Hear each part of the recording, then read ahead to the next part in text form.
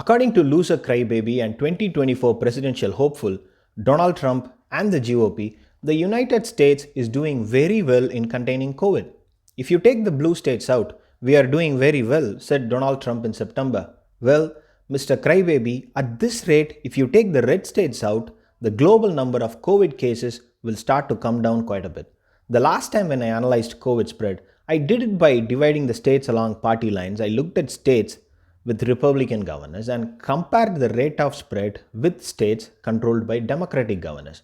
But then I realized it was a mistake to go down that road, thanks to what happened in Pennsylvania. The reason why the results took so long for PA to count was due to GOP legislators. Pennsylvania is an election day voting state.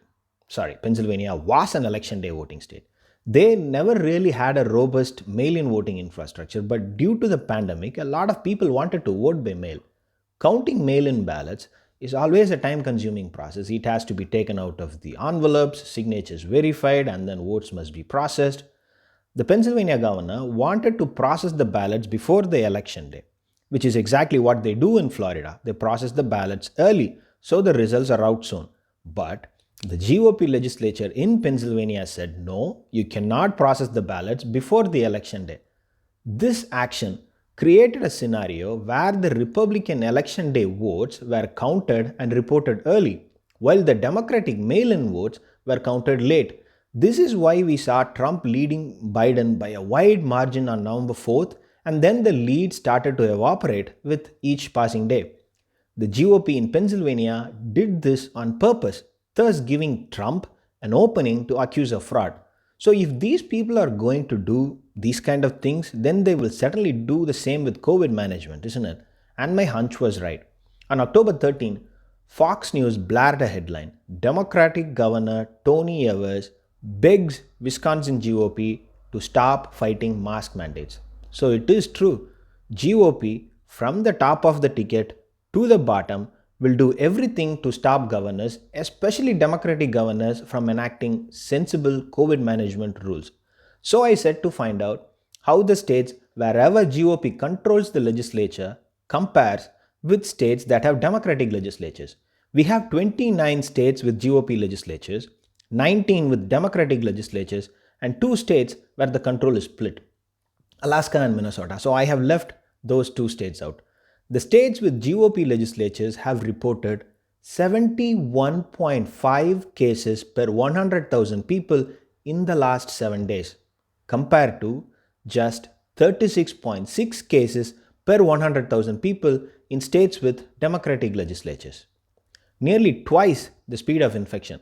In the last 7 days, as you can see from the screenshot I have taken from NY Times, the top 4 states with COVID infection are all deep red states. GOP legislatures with GOP governors: North Dakota, South Dakota, Iowa, and Wyoming. The list is ordered with the highest number of cases per 100,000. Now scroll down to the bottom of the list. The last 10 states all have Democratic legislatures: Washington, New Hampshire, New York, Oregon, California, Virginia, Maine, Vermont, and Hawaii. This cannot be a coincidence. Can it be? Top of the list dominated by states controlled by GOP, and bottom of the list dominated by states controlled by Democrats. It cannot be a coincidence that states with GOP legislatures have 71 cases per 100,000 people in the last 7 days, while states with Democratic legislatures have 36 cases per 100,000 people. And as you know, this GOP does one thing very well. They will lie, and if they get caught, they will lie even more. According to the Republican governor of Iowa, a state where COVID cases spiked nearly 180% in the last 2 weeks, and one of the top 4 states in COVID infection as of now, according to her, the election result is a validation of our balanced response to COVID-19, one that is mindful of both public health and economic health. A top of the ticket repudiation by more than 5 million votes is a validation. 306 electoral votes to 232 is an even better validation of your balanced approach, Governor. Absolutely. Her balanced approach is 139 cases per 100,000 people in Iowa in the last 7 days. So see the careful maneuver to tag anyone who wants to discuss her mismanagement as people who want to cause economic harm. It is her and GOP policies such as railing against any sensible COVID containment strategy that is causing more and more people to get infected, which in turn squeezes the hospitals, takes people out of workforce, slows down families, makes people fearful, and causes grievous harm to the economy. But instead, the GOP is trying to portray any plan by the opposition as an attack on the economy, an economy that is in the tank because of them. And for the outgoing loser crybaby Donald Trump, sir, if you take the red states out, the blue states are doing so much better. Half the rate of spread, sir. Any thoughts? Maybe they should just stop testing in the red states to reduce COVID spread. But wait, why do you get tested regularly? Ah, I forgot. It's always one rule for you and one for the others.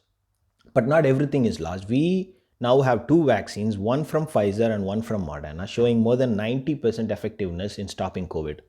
The logistical challenges will certainly make the vaccine distribution a slow process. But even if it is done early in the millions of doses, the vaccines will slow down the spread at a tremendous rate. So hang in there for a couple of more months, keep your distance, wear your mask, wash your hands, and don't listen to GOP crap about masks infringe on your individual liberty. It is no different than using a contraceptive. It is no different than taking off when you have a cold. It's called basic level of courtesy. Thanks for watching. If you like it, please subscribe.